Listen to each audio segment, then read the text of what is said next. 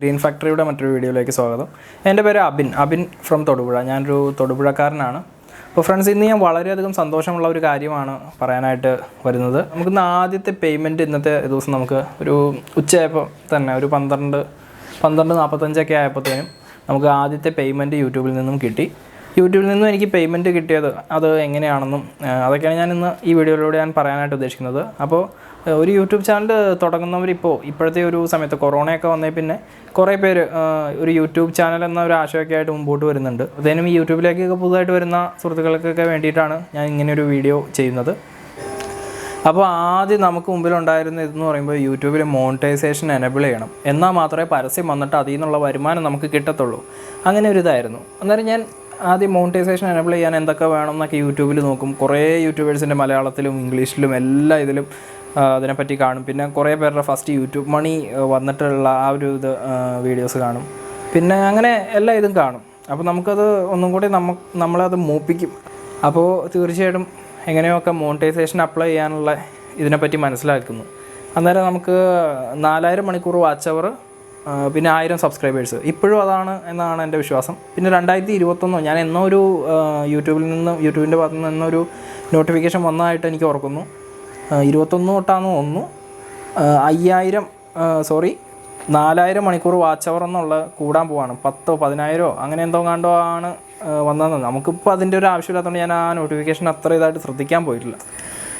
അപ്പോൾ നമുക്ക് 4000 മണിക്കൂർ വാച്ച് അവറും 1000 സബ്സ്ക്രൈബേഴ്സും വേണമായിരുന്നു. 1000 സബ്സ്ക്രൈബേഴ്സ് എന്നുള്ള ഒരു കൗണ്ട് എനിക്ക് ഉണ്ടായിരുന്നു. നമുക്ക് ഇങ്ങനെ ഒരു ഇതൊക്കെ വന്ന് പിന്നെ ഒരു 1000 സബ്സ്ക്രൈബേഴ്സിൽ മേലെ ഉണ്ടായിരുന്നു എന്താണേലും. പിന്നെ നമുക്ക് 4000 മണിക്കൂർ വലിയൊരു വിഷയമായിരുന്നു ഒപ്പിക്കലും. കുറേ കഷ്ടപ്പെട്ടു എന്ന് പറഞ്ഞാൽ നമ്മൾ ആദ്യമൊക്കെ അപ്ലോഡ് ചെയ്ത് നമുക്കൊന്ന് ക്ലിക്കായ വീഡിയോ എന്ന് പറഞ്ഞാൽ ഒരു ഗപ്പിയുടെ വീഡിയോയാണ്. 8 രൂപ മുതൽ 1250 രൂപ വരെ വിലയുള്ള ഗപ്പികൾ എന്നായിരുന്നു ആ വീഡിയോ ആണ് ഒന്ന് ക്ലിക്കായെന്ന് പറയുമ്പോൾ നമുക്ക് വലിയ വ്യൂസൊന്നുമില്ല. ഇപ്പോൾ അതിന് ഏകദേശം 3.5 ലക്ഷം കഴിഞ്ഞ് വ്യൂസ് ഉണ്ട്. 3,58,000 വ്യൂസോളം ഇപ്പോൾ ഉണ്ട്. അത് വലിയൊരു വ്യൂസ് ഒരു ഇതൊന്നും അല്ല. പിന്നെ നമ്മളെ സംബന്ധിച്ചിടത്തോളം വലിയ ഇതാണ്. ഒരു വീഡിയോയ്ക്ക് ഇപ്പോഴാണെങ്കിലും ഒരു 5000 വ്യൂസ് കിട്ടിയാൽ തന്നെ സന്തോഷമാണ്. അപ്പോൾ നമുക്ക് ആ വീഡിയോയുടെ സമയം ഒരു 1 മിനിറ്റ് 41 സെക്കൻഡാണ് ആ വീഡിയോ. അപ്പോൾ അതിൽ നിന്നും വാച്ച് ടൈം കിട്ടുക കുറച്ച് പ്രയാസമാണ്. അതിന് തന്നെ ഏകദേശം ഒരു 1.5 ലക്ഷം വ്യൂസ് ആയ സമയത്താണെന്ന് തോന്നുന്നു എനിക്ക് വാച്ച് അവറൊക്കെ ഒന്ന് സെറ്റായി വന്നത്. പിന്നെ വേറെയും കുറച്ച് വീഡിയോസ്, കുറച്ചുകൂടെ ടൈമുള്ള വീഡിയോ, കോടനാടിൻ്റെ വീഡിയോ, പിന്നെ വേറെ കുറച്ച് വീഡിയോസൊക്കെ ഉണ്ട്. ഫിഷ് ഫാമിംഗ് പാർട്ട് 5, ഒരു ഫാമിൽ പോയിട്ടുള്ള ഒരു വീഡിയോ, പിന്നെ തുടക്കക്കാർ ശ്രദ്ധിക്കാനായിട്ട് ഒരു വീഡിയോ ചെയ്തിട്ടുണ്ടായിരുന്നു ഫിഷ് ഫാമിങ്ങിൽ. അപ്പോൾ ആ വീഡിയോയൊക്കെയാണ് കൂടുതലും വാച്ച് ടൈം എനിക്ക് തന്നത്. ആ വീഡിയോയൊക്കെ ഏകദേശം 25 മിനിറ്റ് 11 മിനിറ്റ് അത്രയൊക്കെ സമയമുണ്ട്. അപ്പോൾ ആദ്യമേ നമ്മൾ കുറച്ച് ടൈമുള്ള വീഡിയോ ഇടുകയാണെങ്കിൽ കുറച്ച് മെച്ചമുണ്ടെന്ന് എനിക്ക് തോന്നുന്നു. അങ്ങനെ പിന്നെയും കുറച്ച് വീഡിയോസൊക്കെ അപ്ലോഡ് ചെയ്തു. കുറച്ചെന്ന് പറഞ്ഞാൽ ഒരു 2-3 വീഡിയോസ് കേട്ടോ. അതൊക്കെ അപ്ലോഡ് ചെയ്ത് അതും കുറച്ച് വ്യൂസൊക്കെ ആയി. പിന്നെ ബാക്കിയുള്ള ആദ്യം പറഞ്ഞ ആ 2 വീഡിയോകൾ, തുടക്കക്കാർ ശ്രദ്ധിക്കേണ്ട കാര്യങ്ങളെന്നുള്ള ഫിഷ് ഫാമിങ്ങിൽ, അതുപോലെ part 3 fish farming part 3 guppy fishes 8 രൂപ തൊട്ട് വിലയുള്ള കുറച്ച് ഗപ്പികൾ, അതിൻ്റെ ആ വീഡിയോകളൊന്ന് പയ്യൊന്ന് ക്ലിക്കായതുകൊണ്ട് അതിൽ നിന്ന് നമുക്ക് വാച്ച് ടൈമൊക്കെ സെറ്റായി. അത് കഴിഞ്ഞിട്ട് മോണിറ്റൈസേഷന് വേണ്ടി അതൊക്കെ വെച്ച് അപ്ലൈ ചെയ്ത് ഏകദേശം എനിക്ക് 1.5 മാസത്തോളം ഞാൻ കാത്തിരുന്നതായിട്ട് തോന്നുന്നു. പെട്ടെന്ന് ഒരു ദിവസം രാവിലെ എണീറ്റ്, നമ്മളിപ്പോൾ രാവിലെ എണീക്കുമ്പോൾ ആദ്യം കയ്യിലെടുക്കുന്ന സാധനം ഫോണാണല്ലോ സ്വാഭാവികമായിട്ടും. ഞാനൊക്കെ തീർച്ചയായിട്ടും അതെ, നന്നായിട്ട് ഫോൺ ഉപയോഗിക്കുന്ന ഒരാളാണ് ഞാൻ.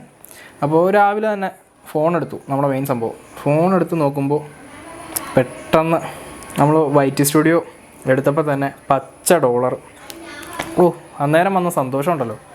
അത് ഇപ്പോൾ ഈ വീഡിയോ കാണുന്നവരിൽ മോണിറ്റൈസേഷൻ എനേബിൾ ആയിട്ടുള്ളവരുണ്ടെങ്കിൽ അവർക്കത് മനസ്സിലാവും. അത് പ്രത്യേക സന്തോഷമാണ്. എന്താണേലും നമ്മൾ അങ്ങനെ മോണിറ്റൈസേഷൻ എല്ലാം കിട്ടിയ സന്തോഷത്തിൽ ഇങ്ങനെ ഇരിക്കുകയാണ്. പിന്നെ അടുത്ത ഇതെന്താണെന്ന് ഇങ്ങനെ അന്വേഷിക്കുക.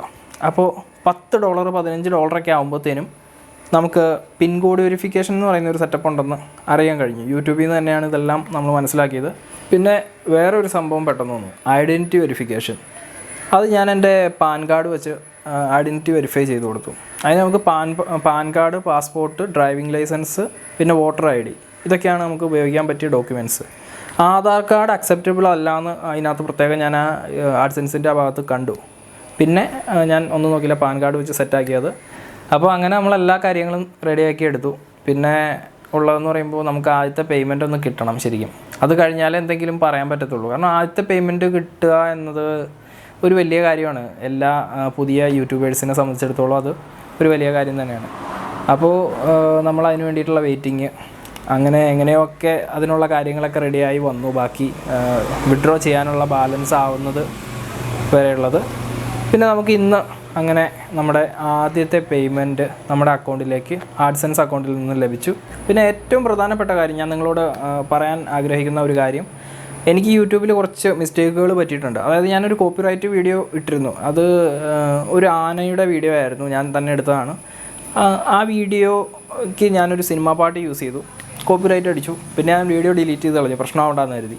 അപ്പോൾ കോപ്പിറൈറ്റ് കണ്ടൻറ്റ് നമ്മളെപ്പോഴും ശ്രദ്ധിക്കുക. പിന്നെ ഏറ്റവും പ്രധാനപ്പെട്ട കാര്യം, ഞാൻ വീഡിയോയ്ക്ക് വ്യൂസൊക്കെ ആദ്യ സമയത്ത് കിട്ടാൻ വേണ്ടിയിട്ട് കുറച്ച് വളഞ്ഞ വഴികളൊക്കെ നോക്കിയിരുന്നു. അതുപോലെ സബ്സ്ക്രൈബർ കൗണ്ട് കിട്ടാനായിട്ടുള്ള ഇത് നോക്കിയിട്ടുണ്ടായിരുന്നു. അതായത് സബ് ഫോർ സബ് എന്ന് പറയുന്ന പരിപാടി, ആ പരിപാടി ഒരിക്കലും പിടിക്കരുത്. കാരണം ആ സബ്സ്ക്രൈബേഴ്സിനെ കൊണ്ട് നമുക്ക് യാതൊരു പ്രയോജനം ഉണ്ടാകത്തില്ല. നമ്മുടെ വീഡിയോ കണ്ട് നമ്മുടെ കണ്ടൻറ്റുകൾ കാണാൻ താല്പര്യപ്പെട്ട് തന്നെ ഒരാൾ ചാനൽ സബ്സ്ക്രൈബ് ചെയ്യണം. എങ്കിൽ മാത്രമേ നമുക്ക് ആ ഒരു സബ്സ്ക്രൈബറിനെ കൊണ്ട് കാര്യമുള്ളൂ. അല്ലാതെ നമുക്ക് അയാളുടെ ചാനൽ സബ്സ്ക്രൈബ് ചെയ്ത കാരണത്താൽ തിരിച്ച് സബ്സ്ക്രൈബ് ചെയ്യുന്ന അത്തരം സബ്സ്ക്രൈബേഴ്സിനെ കൊണ്ട് ഒരു കാര്യമില്ല. പിന്നെ മറ്റൊരു കാര്യം മനസ്സിലാക്കാൻ കഴിഞ്ഞത്, ഞാൻ എൻ്റെ പരിചയത്തിലുള്ള ഒരു യൂട്യൂബറിൻ്റെ വീഡിയോയിൽ പോയിട്ട് കമൻ്റ് ഇട്ടു. അദ്ദേഹം ചെയ്ത ഒരു ആനയുടെ അഭയാരണ്യം എക്കോ ടൂറിസത്തിലെ അദ്ദേഹം അവിടെ പോയി എടുത്ത വീഡിയോ ആയിരുന്നു. അതിന് താഴെ ഞാൻ പോയപ്പോൾ എടുത്ത വീഡിയോ ഞാൻ അപ്ലോഡ് ചെയ്തിട്ടുണ്ടായിരുന്നു. അതിൻ്റെ ലിങ്ക് ഞാൻ കമൻ്റായിട്ട് ഇട്ടു. ഇതാണ് ഞാൻ പോയപ്പോൾ എടുത്തതെന്നോ എന്തോ പറഞ്ഞിട്ട്. അപ്പോൾ തന്നെ അദ്ദേഹം എനിക്ക് അതിൽ റീപ്ലൈ ആയിട്ട് തന്നു, പിന്നെ ഇത് സ്പാം കമൻ്റാണ്, ഇങ്ങനെ ഇട്ടാൽ ബ്രോയുടെ ചാനലിന് ഇത് ബാധിക്കും എന്ന് പറഞ്ഞു. അപ്പോൾ അത് ഞാൻ മനസ്സിലാക്കി, നമുക്കെന്തോ നല്ലതല്ല അങ്ങനെ ഇടുന്നത്. പിന്നെ ഞാൻ റിമൂവ് ചെയ്ത് കളഞ്ഞു. അപ്പോൾ ഈ കാര്യങ്ങളൊക്കെ ഒന്ന് ശ്രദ്ധിക്കണം.